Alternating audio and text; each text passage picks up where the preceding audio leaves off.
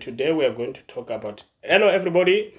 I hope you are well there. It has been a very hectic weekend. I just got a message from of my subscribers who is interested in African civilization to discuss the topic about African civilization, especially the Kalanga, because I think the previous topic that has is Shona language introduced in South Africa. It's actually initiated a sort of debate among some of my viewers. So it was clear that I need to follow up with another videos about the Shona and Kalanga. So, but today I'm not going to focus on the linguistic politics. I'm going to focus on Bakalanga people. So who are Bakalanga? Where do they come from?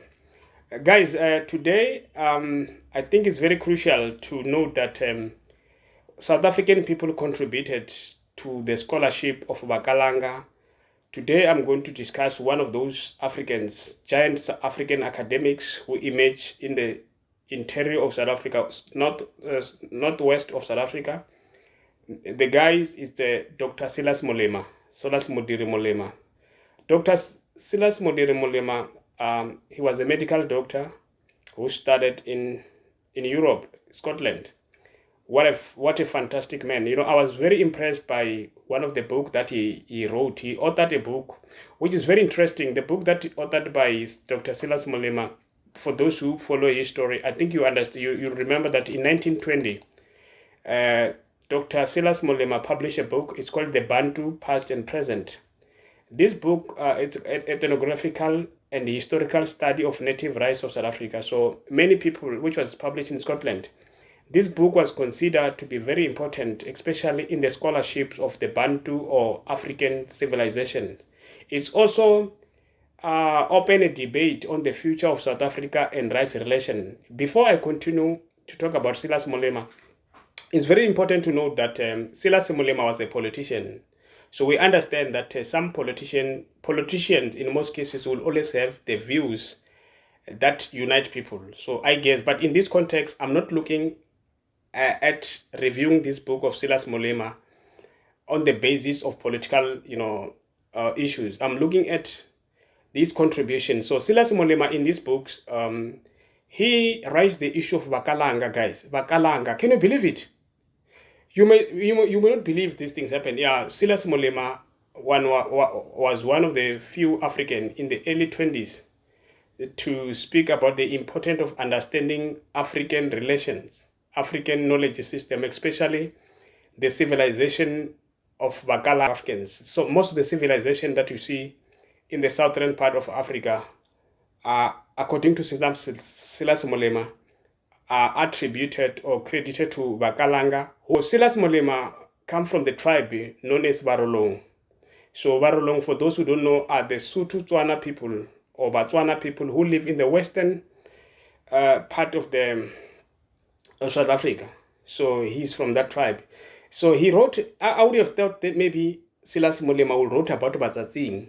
Batsatsing are Asian tribe that inhabited South Africa, that are said to be the mixture between Botswana and the so-called Khoisan by the likes of like Dr. Paul Leonard Bruce, or who worked at Department of Native Affairs. I think he published a book in 1960 whereby he said that the Tswana community, they come from Batsatsing. But in this context, surprisingly, before that, Silas Molema in 1920 published a book where he was discussing about native tribe of South Africa.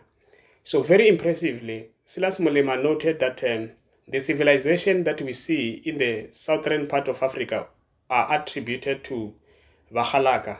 Bakalanga means people of the sun, which means that, but I wanted to investigate, was Silas Molema telling the truth? Now, Silas Molema, this is a medical doctor, but very good and very skillful historian. Guess what? He claimed that, according to Silas Molema, the civilization that you see in the southern part of Africa means the ability to extract gold, iron, or mineral from the ground and process it. He attributed this to Bakalanga.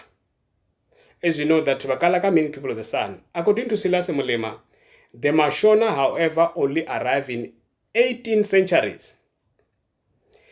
People who occupied this land, Southern Africa, were Makalaka. That's what Silas Molema wrote in his book, The Bantu, Past and Present, Ethnographical and Historical Study of Native Rights of South Africa. So Silas Molema claimed that, or believed that the civilization that you see in the Southern Africa were built by Kalanga. And he said that these Kalanga people, as we know that, he said that these Kalanga people were large and progressive tribe until their empire was destroyed countries.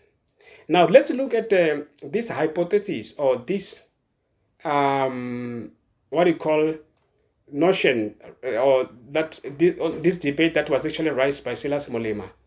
Is there any difference between Bakalaka and Mashona? Yeah, Silas Molema said there's a difference.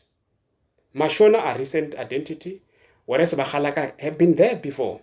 Now remember, Silas Molema is, then he claimed that Bakalaka people built this civilization that we see, but not Mashona. Can you believe it? Now let's test this hypothesis of Silas Molema. So when we do research, we look at, is Silas Molema telling the truth? Is Morolong telling the truth? Okay, let's do the research about this, whether Bakalaka built, South African built these civilizations that we see in the southern part of Africa. First of all, we need to look at the geographical distributions of South African languages in the southern part of Africa. So we are going to look at the following countries. We're going to look at Zambia, Zimbabwe, Namibia, Botswana, Lesotho, Mozambique, and Swaziland. And then we would like to see which language feature everywhere, especially in the place that is called a trading post. Trading posts are very important, because if you see any tribe that live by trading post, it means that they were very influential. You can't go and occupy strategic countries without having a power. Okay, let's start from the early 1400 or early 1500. Let's start from Zambezi rivers. When you look at Zambezi areas,